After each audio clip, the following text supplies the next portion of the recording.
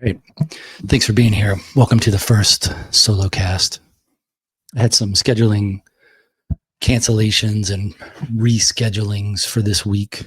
And I think in podcasting, consistency is important. So I didn't want to miss a week.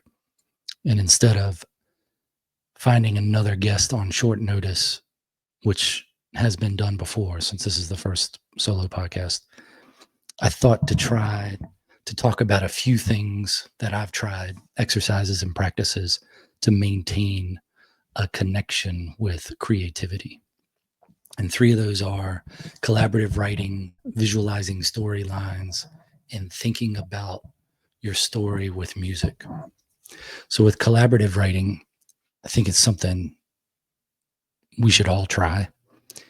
If nothing else, then writing with someone else makes you appreciate writing by yourself. And that doesn't mean that it's a bad thing to write with someone else, because I think it's a good exercise, whether it ends up in you publishing a work or just practice. And I've done collaborative writing with books, screenplay, and poetry. And it teaches you a different pace of writing because you have to deal with what someone else's thoughts are on it in their time frame for writing it. So if you're writing a chapter of a book and they're writing a chapter, it takes that time to go back and forth, you to get what they've written and to read it and then put your thoughts together and write something and send it back to them. So you have to find somebody you're compatible with, or at least can work with long enough to finish the project.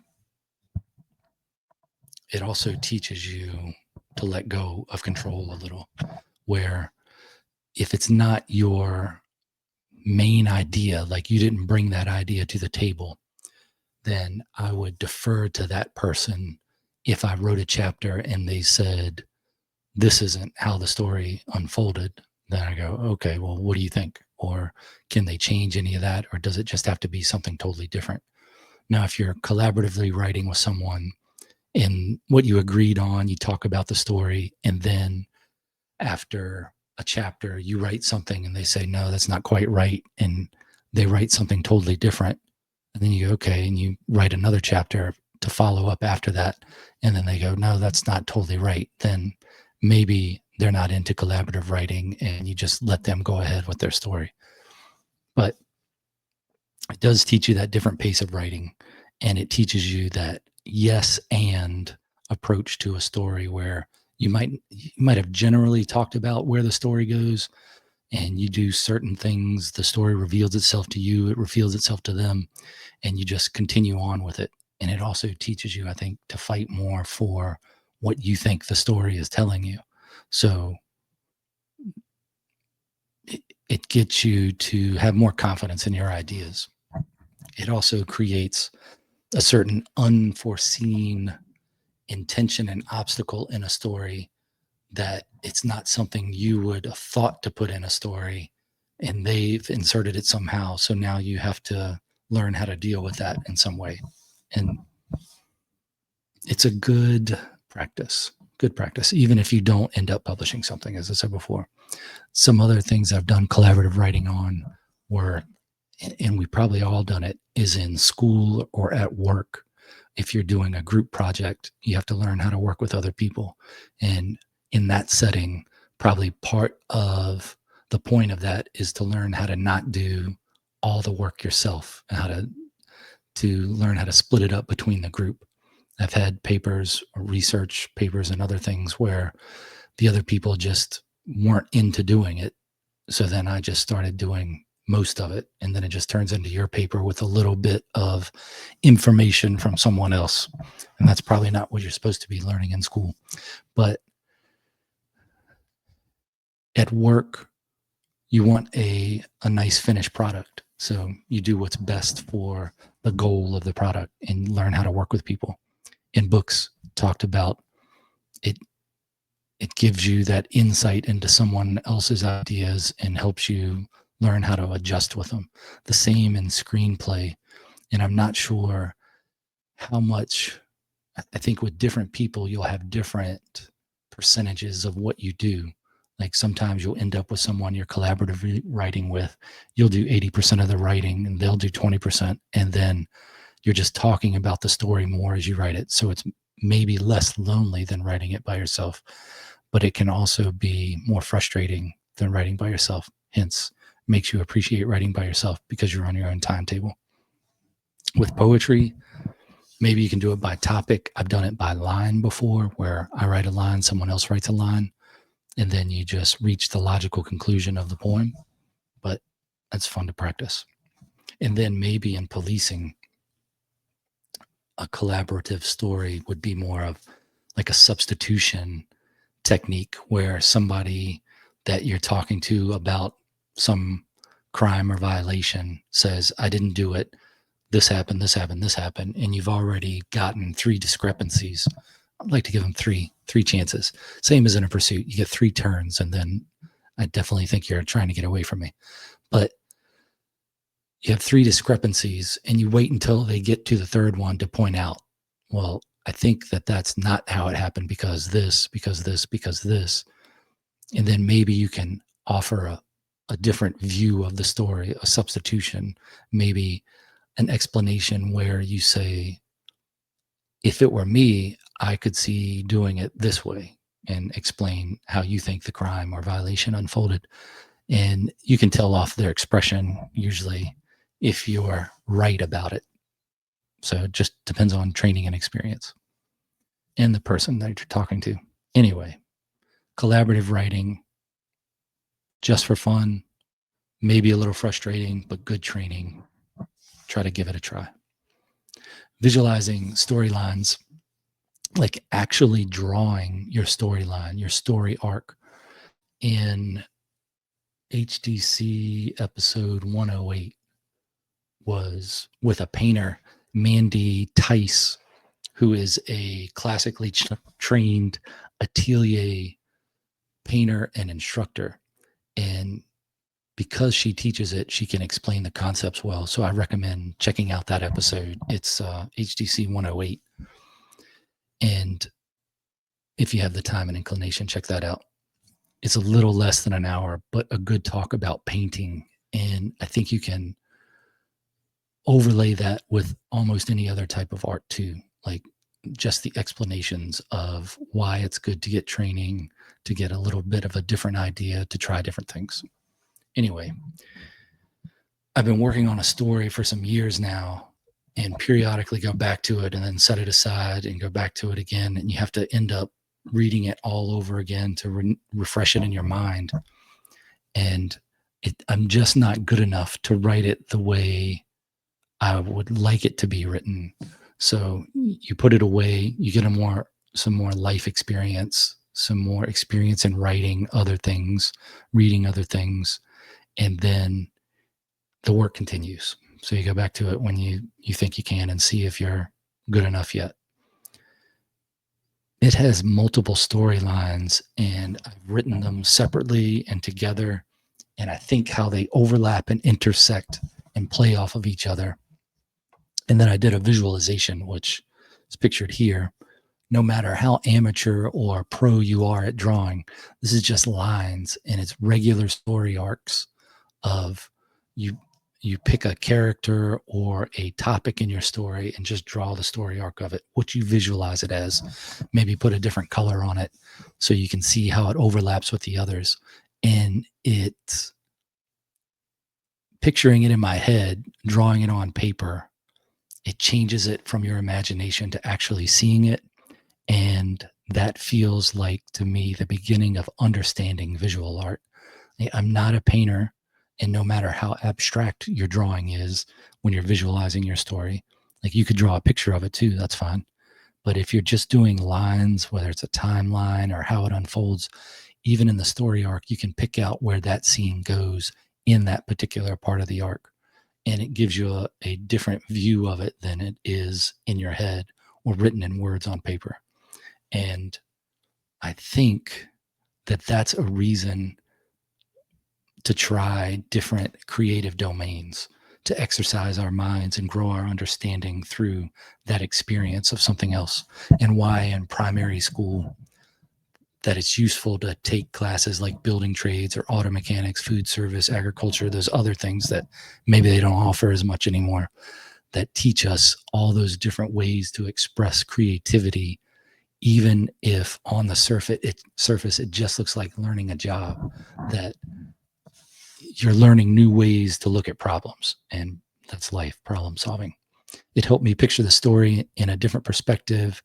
And often when I'm writing, as I said before, I think, well, how does this intersect this other storyline?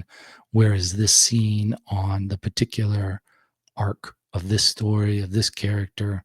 Is it an abrupt ending? Is it still going on when the other one peaks? Just how they work together. Fun to try. Let me know what you think, or if you have a different take on that. Now, thinking about stories with music, and you can use this with other art too, but in my experience, music adds this different layer to a story, just in the way that you think about it, just the nature of music. And I have an unofficial soundtrack for almost everything that I've written, because when I'm running or swimming, thinking about the story, and then I listen to music that either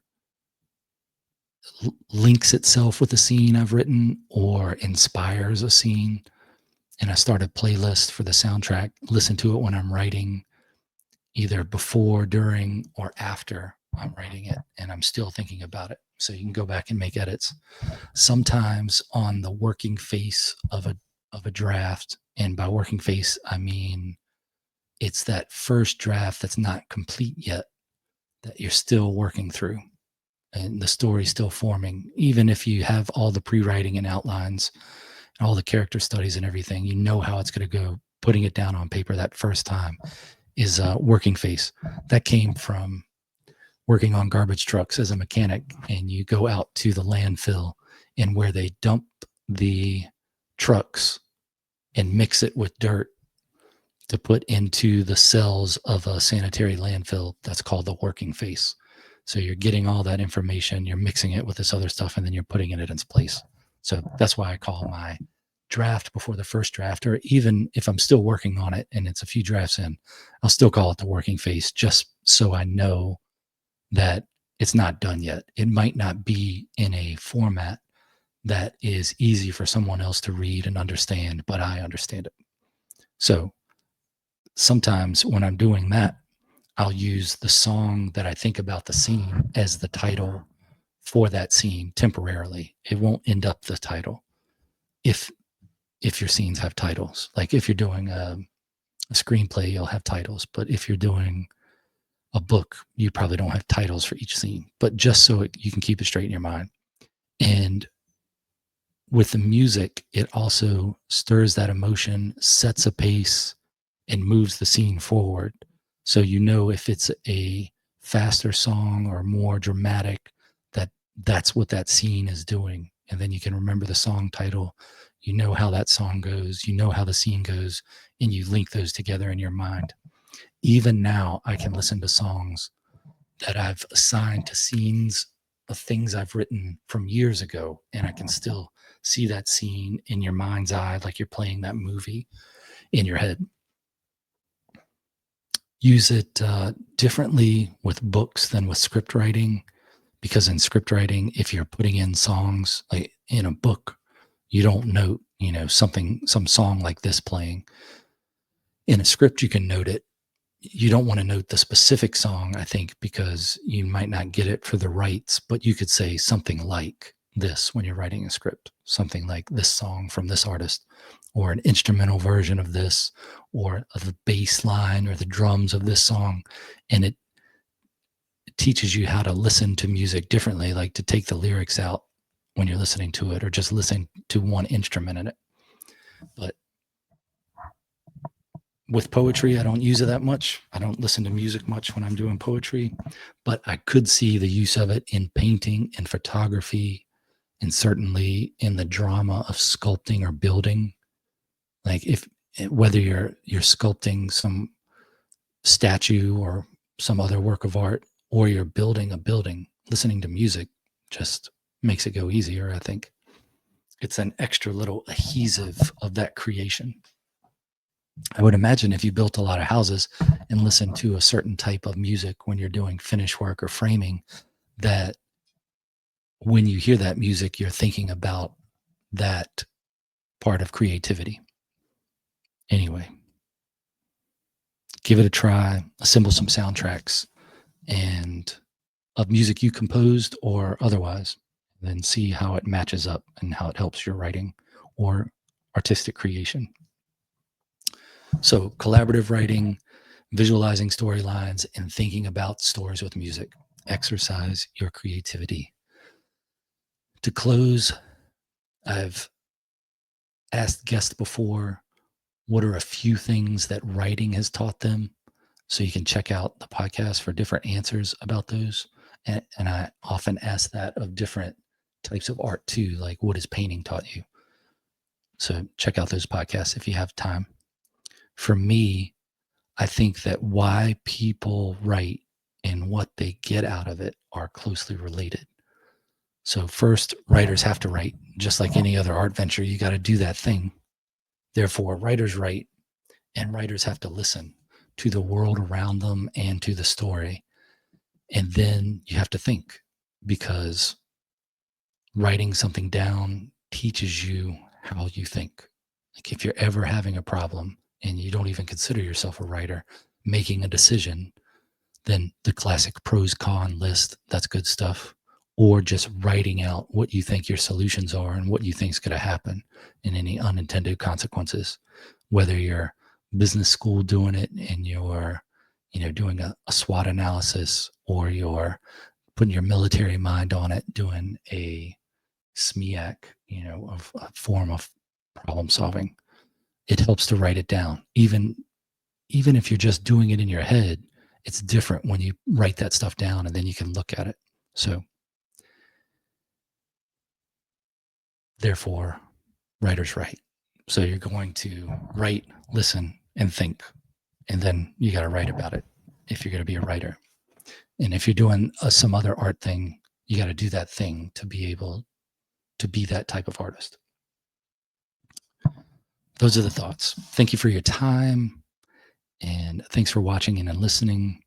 Leave a comment about your ideas and thoughts, things that you've tried or that help you connect with creativity a little better, and try to engage with creativity at least once a day on purpose.